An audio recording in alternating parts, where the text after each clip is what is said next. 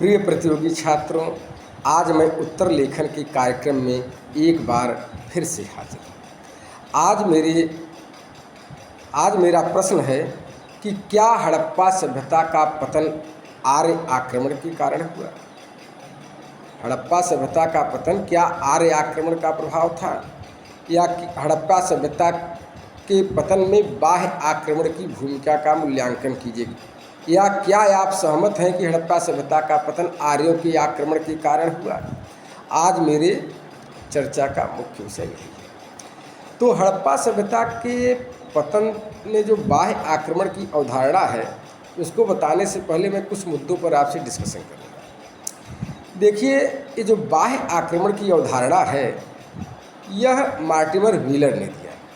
चूँकि Mortimer wheeler ने जो अवधारणा दी, क्योंकि वो साम्राज्यवादी दृष्टिकोण से प्रेरित थे। उनका यह कहने का उद्देश्य था, देखिए आपके पास ईरान आक्रमण किए भारत पे, शक आए, कुषाण आए, हूण आए, मंगोल आए, मुगल आए, जो है बराबर आपके ऊपर आक्रमण करते ही रहे। और यदि हम आए, हम तो आपके ऊपर आक्रमण भी नहीं किए, बल्कि आपको रोजगार दिए, उद्योग दिए, आधुनिकता दी। मतलब कुल मिलाकर वो अपने यहाँ पर रहने का औचित्य सिद्ध करना चाहते रहे थे। मतलब उन्होंने जो बात कही वह साम्राज्यवादी दृष्टिकोण से, या जो क्या आर्यों का सिंधु घाटी सभ्यता का पतन आर्यों के आक्रमण के कारण हुआ, इसको मार्टिमर व्हीलर ने साम्राज्यवादी दृष्टिकोण से प्रेरित होकर इस बात को कहा। अब देखिए, इसका आंसर लिखना हो तो आपको कैसे लिखना है। पहले आप जानिए कि किसी भी प्रश्न का उत्तर प्रश्न के अकॉर्डिंग लिखा जाता है। जो प्रश्न पूछा है उसी के अनुसार।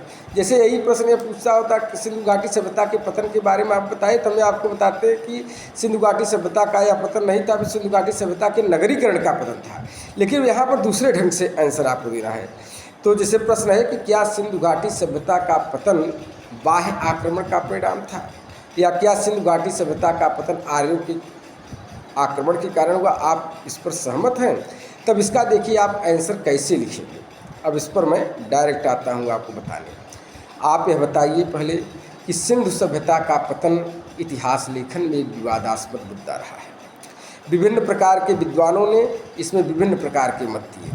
कुछ विद्वानों का मत है कि सिंधु सभ्यता का पतन पर्यावरणीय निम्नीकरण के कारण हुआ। कुछ विद्वानों का मानना है कि यह जो है व्यापार वाणिज्य के पतन के कारण हुआ। कुछ का मानना है कि नदियों के मार्ग के परिवर्तन के कारण हुआ।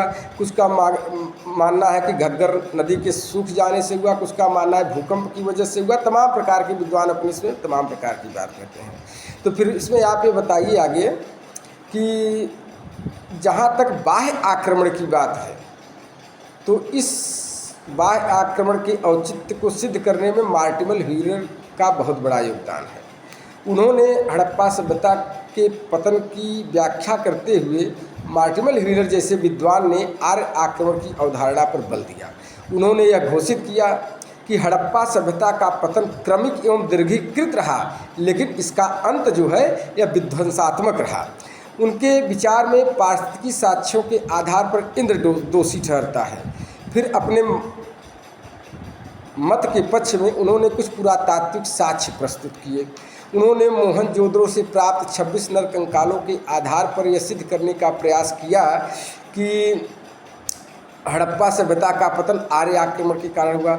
उसी तरह वे हड़प्पा के कब्रगाह यक्ष का साक्ष्य प्रस्तुत करते हैं और सिद्ध करने का प्रयत्न करते हैं कि कब्रगाह यक्ष में आक्रमणकारी की ही लाश थी। और अपने मत के पक्ष में वे साहित्यिक साक्ष्य भी प्रस्तुत करते हैं। उन्होंने ऋग्वेद में वर्णित हरिउपिया शब्द की पहचान हड़प्पा से की है।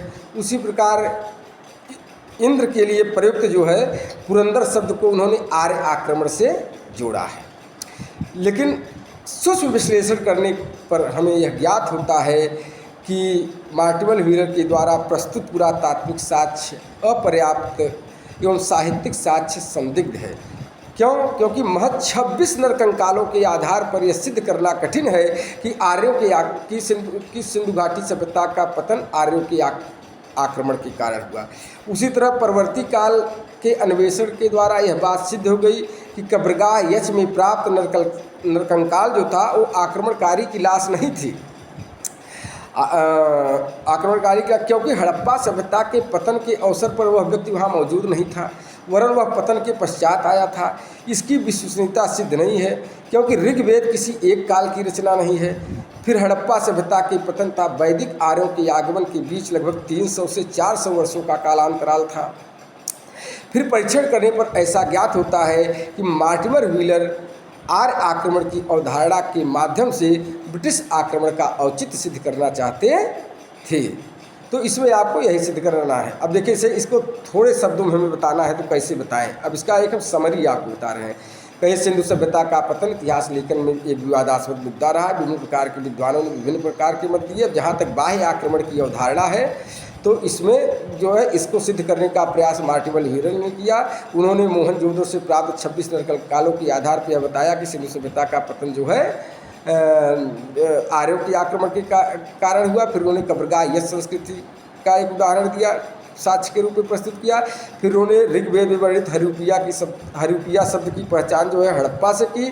फिर ऋग्वेद में वर्णित पुरंदर की तुलना उन्होंने पुरंदर शब्द की तुलना उन्होंने इंद्र से की, जिसके आधार पर उन्होंने इंद्र को आक्रमणकारी घोषित किया। किंतु विश्लेषण करने पर ऐसा प्रतीत होता है कि मार्टिमर व्हीलर के द्वारा प्रस्तुत साक्ष्य अपर्याप्त हैं और साहित्यिक साक्ष्य संदिग्ध, क्योंकि महज 26 नरकालों के आधार पर नहीं कहा जा सकता जो है कि सिंधु सभ्यता का पतन आर्यों के आक्रमण हुआ। अब कब्रगाह यक्ष की जो आक्रमणकारी की लाश थी इसके बारे में बताते हैं, वह परवर्ती सभ्यता उसके बाद के काल का है जो है। तो इस आधार पर जो है, और उसके बाद जो है जो ऋग्वेद की बात है तो ऋग्वेद किसी एक काल की रचना नहीं है, इसलिए जो है वह भी साक्ष्य अपर्याप्त है।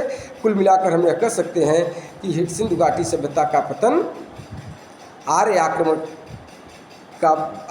के कारण नहीं हुआ। अभी विभिन्न स्थलों के पतन के विभिन्न कारकों ने योगदान दिया। बोलो गोविंद भगवान की जय।